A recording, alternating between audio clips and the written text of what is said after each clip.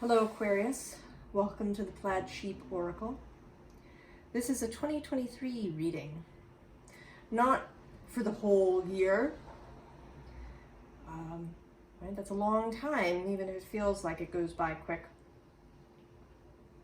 But this is the sort of out of the gate energy, the flavor of 2023.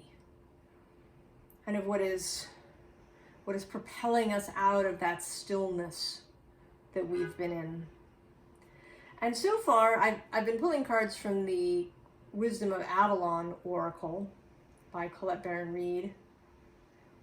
And the cards that have been coming out are sort of unexpected for each sign, and that is holding true for you, Aquarius. We have the Deer, gentleness, diplomacy. These are not, generally speaking, sort of descriptors that one necessarily would use for Aquarius. The Deer is also an earth energy rather than, say, an air, mostly air energy. And I think, Aquarius, that you are going to be challenged this year to really step out of whatever role or box or comfort zone that you've been in. I'm going to say that the Moon card, right, normally thought of as Pisces and possibly Cancer, appears 4 times. It came out in every deck that I used.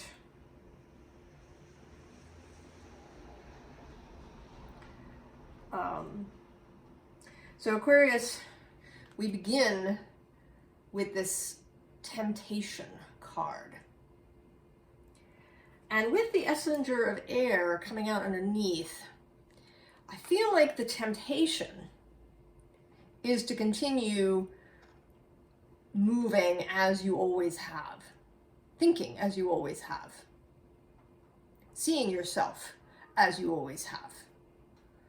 Right? That's the temptation, the comfort zone. You know, she always feels especially like the temptation to stick wherever you are. You know, not in an addiction sort of way, right? The devil can sometimes talk about that. This is the Devil card in this deck. You know, sort of self-imposed cruelties. For me, she's really, right, she's like, you know, hitting the snooze button. She's sticking to what she knows and not actually kind of looking around at what's really in her surroundings. And here you are again, and I feel, right, like you're a little bit, you're resistant to this energy that maybe, I feel like maybe this has already been showing up for you in some way. That maybe you even know what it is I'm going to talk about, but right, we'll sort of see as we go along. This 5 of Fire, 5 of Wands.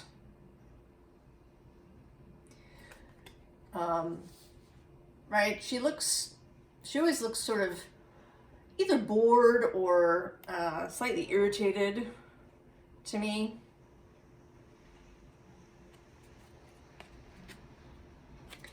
And, you know, astrologically, the big deal, there are 2 sort of things that are happening for you specifically, Aquarius. One, Saturn leaves your sign permanently. Won't be back there, right, for another 28 years or so. To move into Pisces, that happens in early March. And then in late March, Pluto will enter. Now he doesn't get very far in, he only gets as far as the 0 degree And he's there for about 2.5 months, and he turns around and goes back to Capricorn until January of 2024. But that 0 point is significant. One, because it is, right, it is, you know, your beginning, but also it's where Jupiter and Saturn met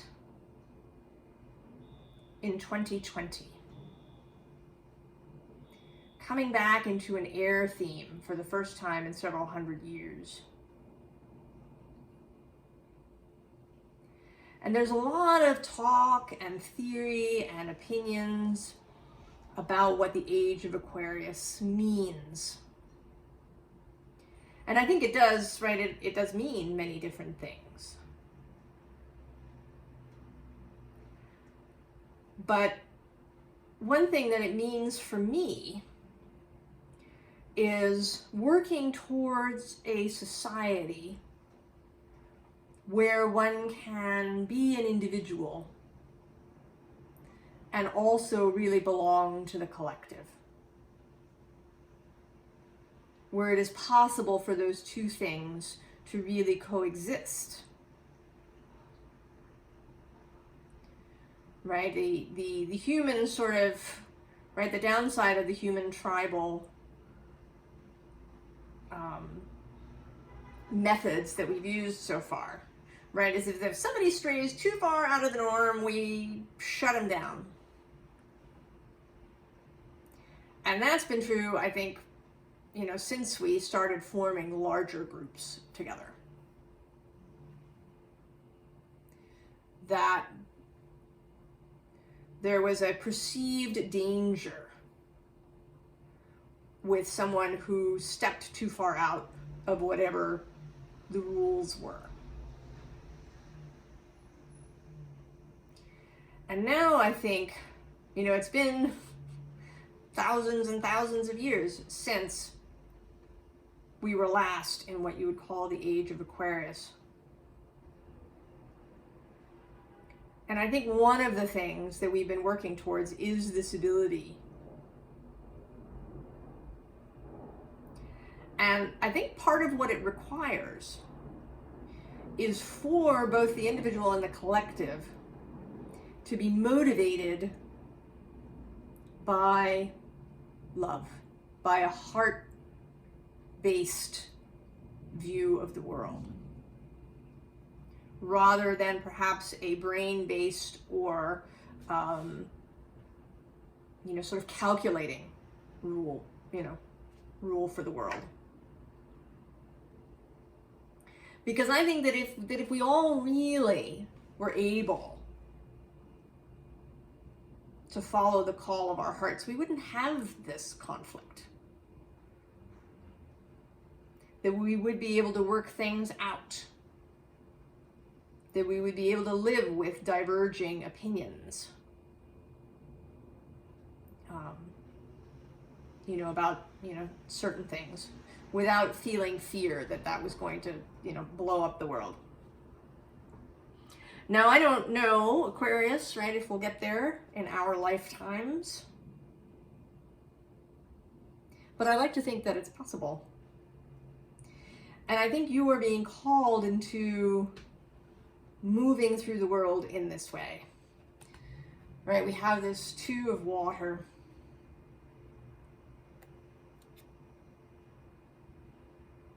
And it's a particularly sort of lovely 2 of water. Gentle, peaceful.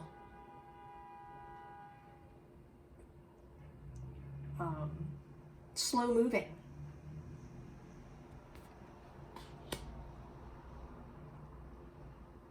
Right? A gentle love. And a love of self and a love of other. And then we have the first moon card that comes out. And in this case, right, she is dropping flowers.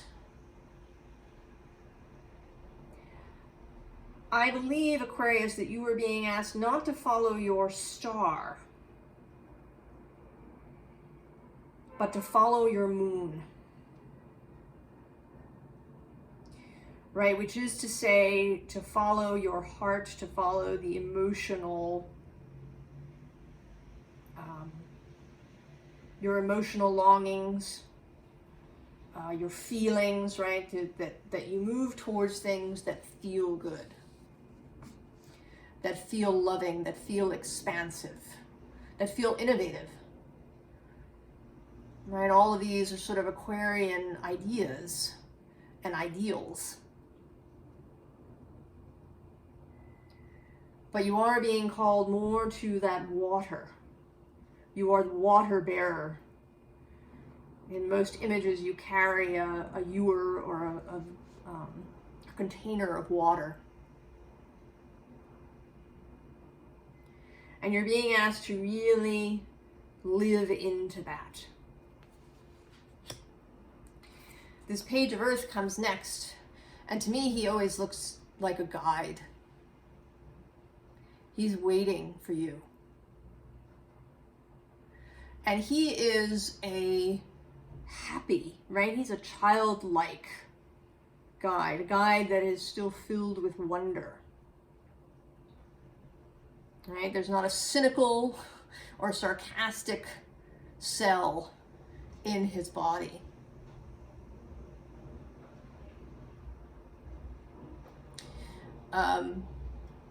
Saturn has many wonderful qualities, but he is very structured. He's not touchy-feely, right? He's not squishy.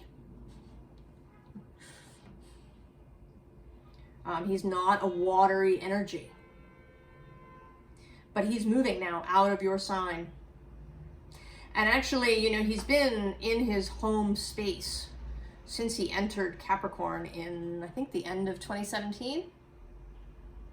So he will have been there for more than 5 years in his own space. And in a traditional view, right, traditional astrology talks about something called dispositorship. That if you're, if you're Venus in Aquarius, you would answer, right? You would take direction, you would take flavor from Saturn and Uranus, who are domiciled there. So for the past 5 years, we've many planets have been taking their flavor, their direction, their,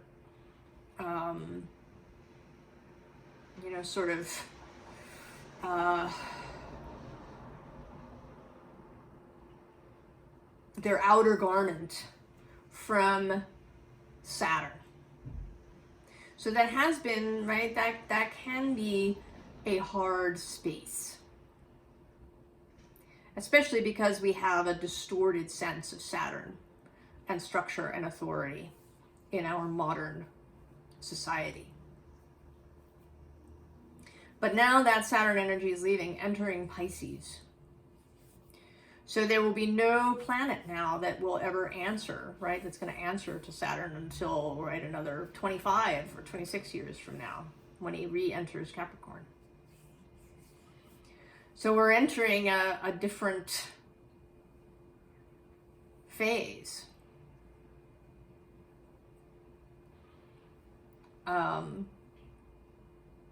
Now only Neptune will be the only large outer planet that will be in a home sign.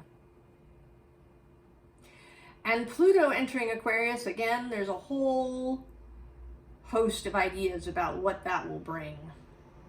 I see, Pluto as the, partly as the great revealer of truths and of things that were hidden. And I feel like his pass through Aquarius may, for you, start to reveal that water that you carry.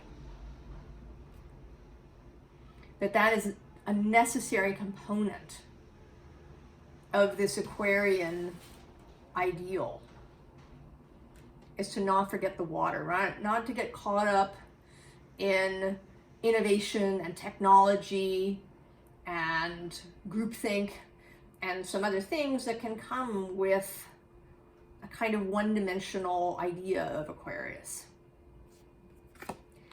And this Ace of Air comes out to talk, right, to confirm that. Because this is a Pegasus, yeah? Not a sword, right, but a flesh and blood animal flying through the sky as a new idea, as a new way of being.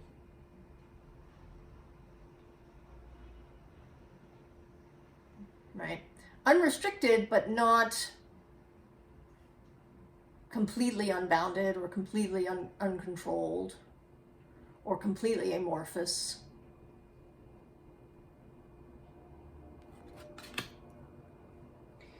So the next underlying is this Ten of Swords,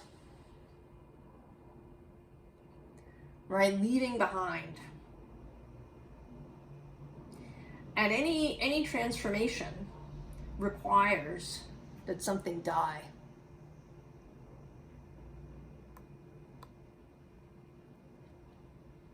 And I don't know what that is for you, Aquarius. It may be your view of yourself, you know, as whatever Aquarian means to you. You know, whether it's about tech or about Ziggy Stardust or about, you know, being part of the community or whatever it is, you are being asked to rethink it, to let it go, to follow your moon. And this moon is sort of particularly about the unknown, right? There's this forest in the darkness and only a crescent, and it's actually a waning crescent, Hecate's bow. So there's not a lot of light.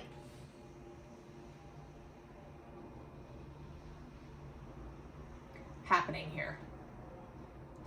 But you're being asked to follow all the glimmers.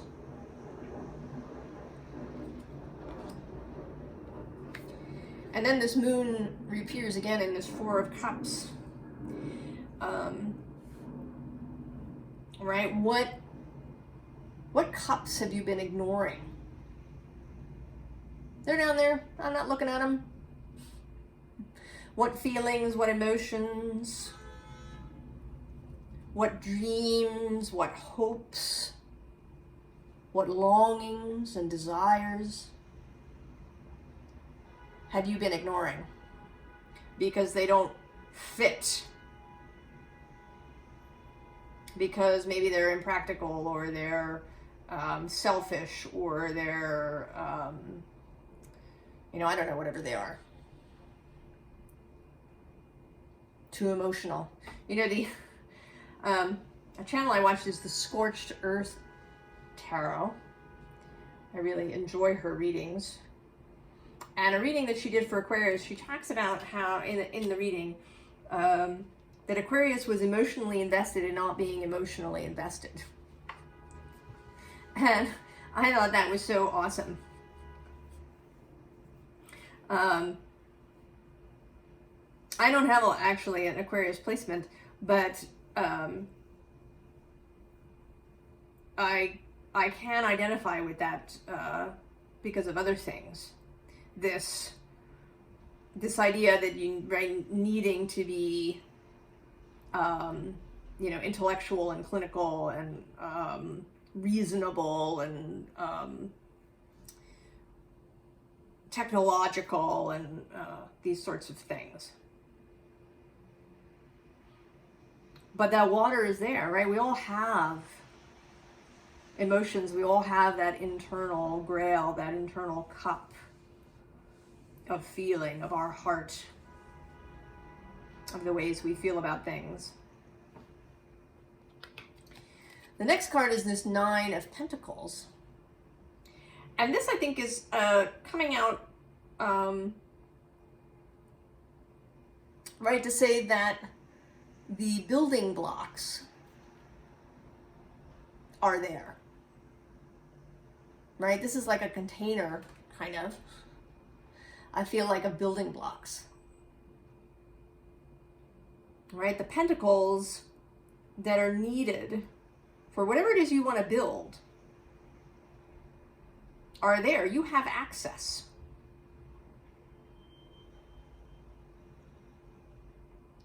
You need to be willing, right, to be guided towards them and guided in how you use them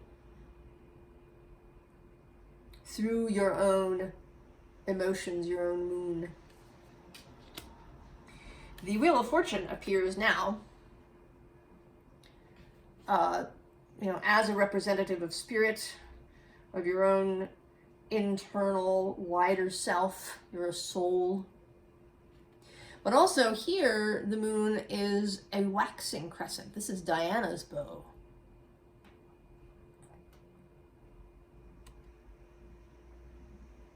This is the beginning.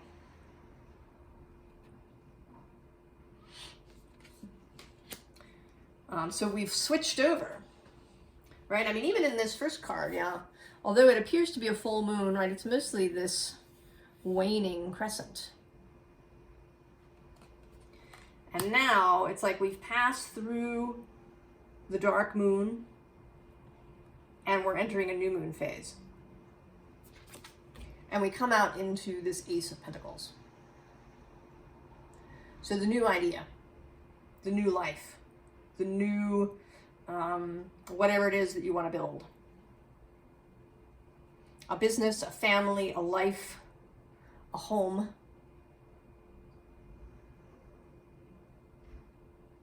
And these are not, this is not a short, over in a moment transition. This is really about changing how you move through the world, changing how you see yourself,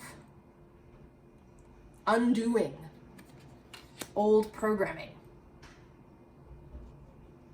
seeing assumptions that you've been making, right? Making choices on a bunch of assumptions that, may or may not be real or true. We have a great many of those stuff in our society that we just think is true because we've been saying it for a really long time. When in fact, in general, they're just conclusions or assumptions. And so here you are, Three of Wands, ready to step out into this new space. Right? You've found your courage. You've found your willingness. Right? To move into this new space. And then we get the Nine of Pentacles again. And this time, right, this is sort of joyous. Right? This is fun. Right? She is having fun in her garden. She has all her pentacles. She knows they're available. She can share them with people. She can use them for her own purposes. She's dressed in this passionate red color. Right? She's outstretched. She's expansive. Right? She's heart open. And she's followed by the Lovers. Right? Making heart-based choices. Working together with others on passion projects. Making choices because they're joyous rather than because maybe they're necessary or practical.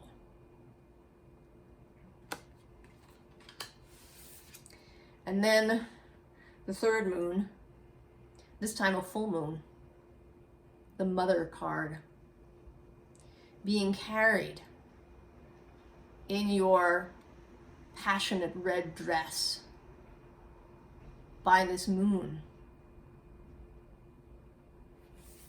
Right? Carried expansively. And then what may be, I don't know if it's my favorite card in this deck, but it's certainly in the top 5, is this How Sweet the Hum. Right? This is like that moment in summer when everything is just like in a perfect space and you can hear the cicadas and the bees and the flowers. Right? The hum of nature and life. And actually you can achieve this hum in any space, any season, right? You can find it in the middle of winter too. But this is kind of its most perfect expression.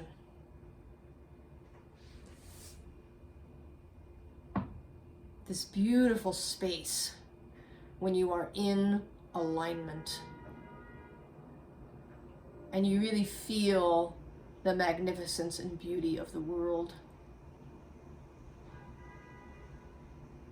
When you can find yourself here, whenever you need to, whenever perhaps circumstances have been difficult or even disheartening, you can find your way back into this humming space. And then the Knight of Wands, the romantic, the passionate one. And here he calls to you. He is calling you into the hum, out of your cage.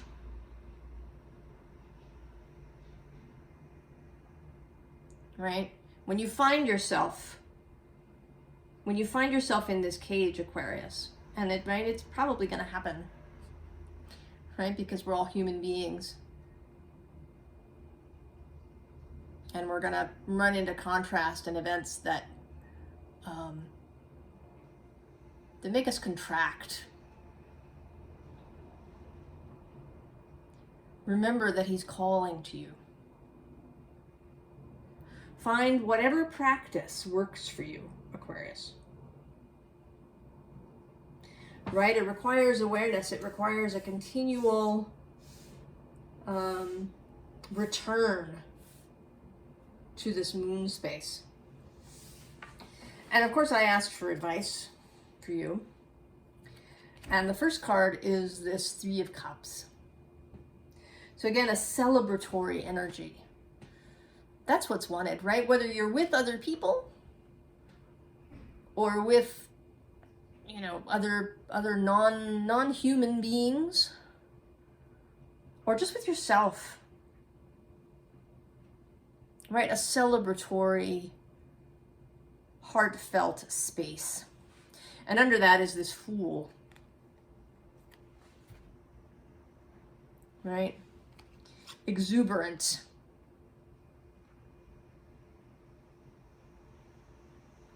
And he's not walking off a cliff in this particular deck. But he is just ready to go, and he's got this satchel with a heart on it.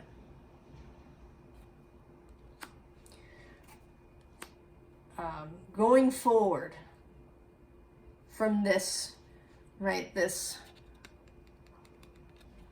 heart and love-based space.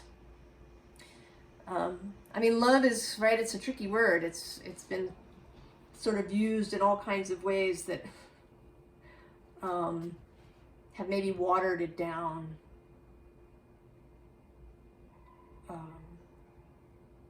But we have no other word at this moment. Perhaps we'll come up with one.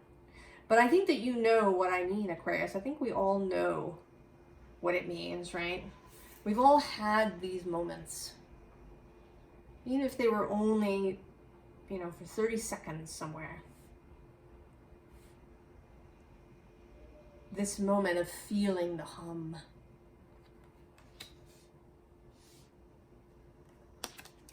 And the first, right, we have Page of Pentacles. So a willingness to learn. A willingness to, right, to do things in a new way. To be a novice as you move forward. to make mistakes, should that occur, to perhaps occasionally take the wrong turn, but to stay in learning mode, right? To stay open to learning new things. And then there you are. So far, everybody's come out in their reading, and here you are as the star, traditionally Aquarius. And in this particular star, you don't have just one foot in the water. You are up to your waist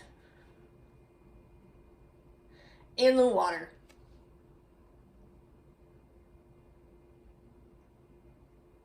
And I sort of like to think of this as a full moon moment, right? Happening right around sunset, right? That the star is the sun that is setting and the moon rising, and that some of this blue shading, right, is the moonlight. This full moon moment for you. And then the Four of Wands. This too is openness, right? Openness to trying new things. You know, here is this cellar of various things. Maybe you've never tried them before. Maybe these are flowers or other things that you've never tried. Maybe there's interesting beverages in those bottles she's got going. And because you've been led here by your moon, by your heart, by, you know, this full moon reflection of the sun, you know this is all lovely, right? This is all her wares are wonderful. Right? When you've been led by your heart, truly, then, you know, there won't be anything that you couldn't sample from this booth. And then finally, the fourth moon. And this time it's this moon reflected in the water as you look at yourself. What does this moonlight reveal to you about you? What have you maybe not seen because you've been looking at yourself in the glare, perhaps of only artificial light? Or even in the really, really bright light of sunshine? How do you see yourself in the moonlight? What mysterious aspects of you have you perhaps overlooked in the past?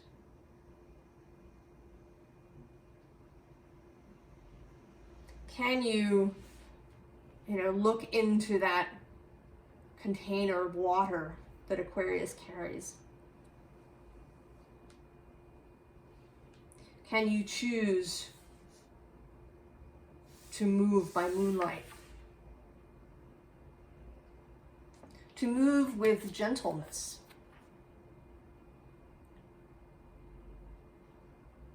To move with love for other people?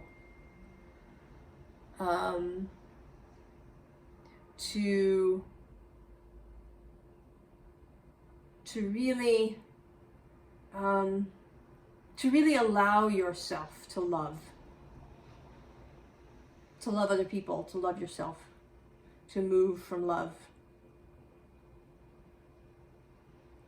So that is your call, Aquarius, to follow the moon.